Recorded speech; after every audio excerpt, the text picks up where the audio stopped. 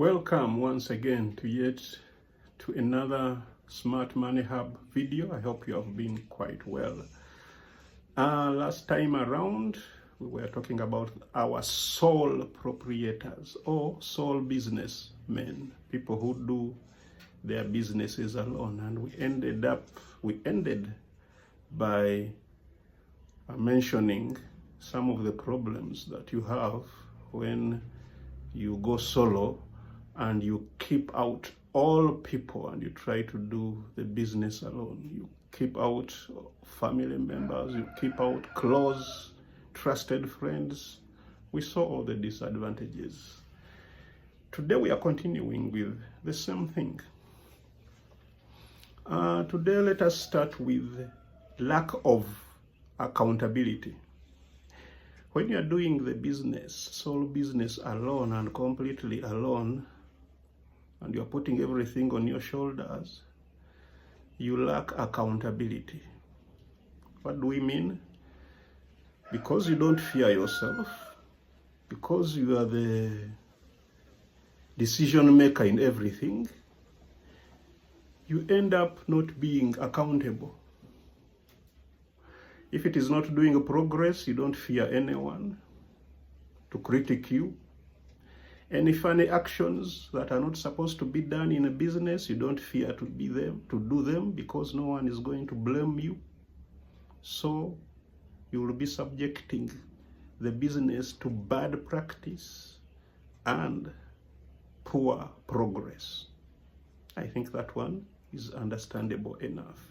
You know, if you have people around you, even if you are the topmost person, sometimes you will fear to do certain funny things.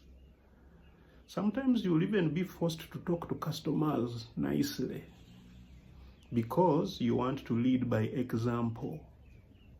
You don't want the others to say, "Ndaba ne boss achikola, so let us also do it." So lack of accountability is a crucial one. Lack of doing things professionally. In very many of our sole proprietorship businesses, some people tend to do business mixing it with emotions, mixing it with beef, what we call beef or vendetta and parana, or mixing it with pride instead of doing it professionally. Let me give an example. You know, I always like giving live examples rather than giving Google style of approach. Let me give an example. There was a time some years ago when I enjoyed a lot of muchomo. I used to like the muchomo roasted meat, which was being sold at Chiseminti in Entebbe. And I used to particularly buy it from one person. There was a man called Mulefu. I used to buy from only that man. But there were several roasters of chicken and goat muchomo and the like, but I used to buy from Mulefu only. So one day, I went there and Mulefu was absent. He had not worked that day. So I tried to buy from another man. You know what he told me? He told me, Auntie Mulefu tali was just jakuguza. He was trying to be proud, trying to show me that all along he has been noticing me. I'm buying from someone else. And today he was trying to show, I think he was trying to show me that if the other person is not there, I will suffer. I will not get muchomo. Can you imagine? You are in a business and you are trying to show pride. So I told him, come on. In a business, you are not supposed, if you are doing business and you try to discriminate against customers, you are not going to prosper. That's what I told him. Actually, I told him in the local language, and he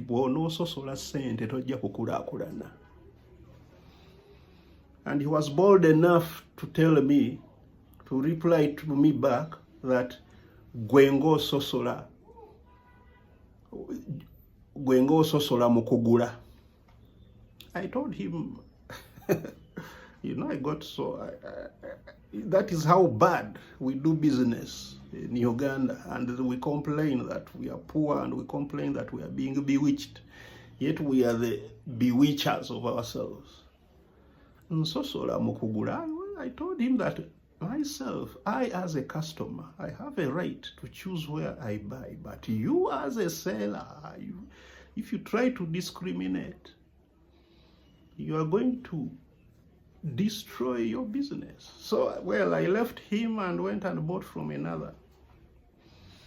What does this kind of mentality show us? It shows us that some of us in Uganda and probably in Africa, we mix personal vendettas, we mix negative emotions, we mix pride with the business, and ultimately we destroy the business. This man, what he would have done after realizing that Murefu is absent, he would have used it as an opportunity. A $1 million opportunity. Murefu is not around. His customers now have no one to buy from. This is my time to seize the opportunity and also show these people that I also have good meat. I also have a good price, probably even better than Murefu, which they have not been knowing. Try to be competitive. Try to even be innovative and see what is Murefu doing better than you. But if you try to be arrogant, I'm sorry, you are killing your business. And everyone I have told about this has told me that it is not only that man, that it is very common in very many Ugandan businesses. Today I will end with that example because it has consumed a lot of time. We are going to continue in the next business about that we should not mix our custom and social aspects of behavior with the business, or else we shall destroy our businesses, and many of them have been destroyed like that. I will end as usual with a parting shot, which I have always told you that it is not necessarily about the topic that I have been talking about. It can be anything that we encounter in our daily lives. Today, let me talk about mathematics. Mathematics is a subject that has been enjoying very negative publicity over the years. Students have always thought that it is a very tough subject. Yet, by the way, some teachers, those who are open and not selfish, have come out and said, mathematics teachers, they have come out and said that mathematics is the simplest subject because it doesn't change a lot over millennia, over centuries. If the formula of finding out this X and Y and Z is this, if standard deviation is this, it is the formula that solves that problem. It will never change. You only have to understand the question and apply the proper methods to get the answer. Let me give a teaser to ourselves, a mathematical teaser, as I end. If I gave you 1,000 shillings, Uganda shillings,